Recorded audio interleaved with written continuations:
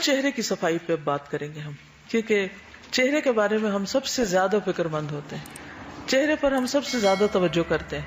ٹھیک، چہرے کے بارے میں قرآن مجید میں آتا ہے وجوہ یومئذ مسفرہ ضاحکۃ مستبشرہ. قیامت کے دن کچھ چہرے روشن ہوں گے، ہنستے مسکراتے ہوں گے، خوش خوش ہوں گے، اور کچھ چہرے سیاہ ہوں گے، غمزدہ ہوں گے، پریشان ہوں گے. چہرے کی خوبصورتی دن میں 5 مرتبہ وضو کرتے ہوئے اسے اچھی طرح دھونے سے خود بخود آ جاتی. قیامت کے دن نبی صلی اللہ علیہ وسلم اپنی امت کو وضو کے اعضاء کے چمکنے کی وجہ سے پہچانیں گے.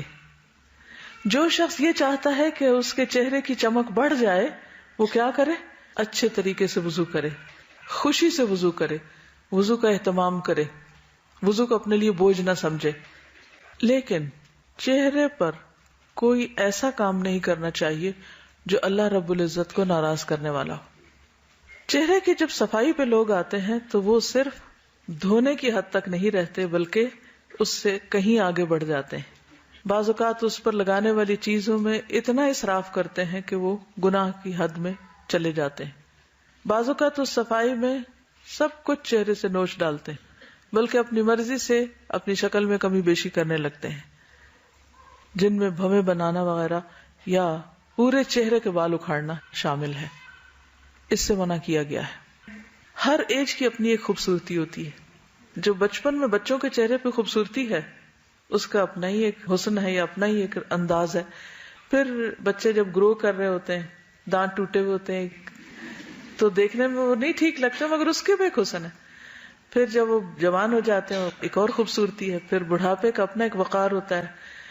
تو میرا خیال ہے کہ بدلتے حالات کے مطابق اپنے آپ کو ایڈجسٹ کرنا اور اس کو ایکسپٹ کرنا یہ بھی ضروری ہے. بیماری کا علاج اور اس کے اوپر رقم خرچ کرنے کا تو جواز ملتا ہے، لیکن اپنے جسم کو ایسے تجربات کی نظر کرنا اور پھر اس میں اس طرح کی تبدیلیاں کرنا درست نہیں.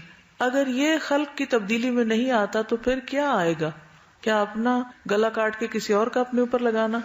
یعنی خلق کی تبدیلی جس کا قرآن میں ذکر آیا ہے وہ پھر ہے کیا اگر یہ نہیں؟ تو ایکسپینسو پروسیجرز بھی ہوتے ہیں اور یقیناً ان کے سائیڈ ایفیکٹس بھی ہوں گے، کیونکہ نیچر میں خلل جو ہے وہ انسان کو ہمیشہ کاسٹلی پڑتا ہے.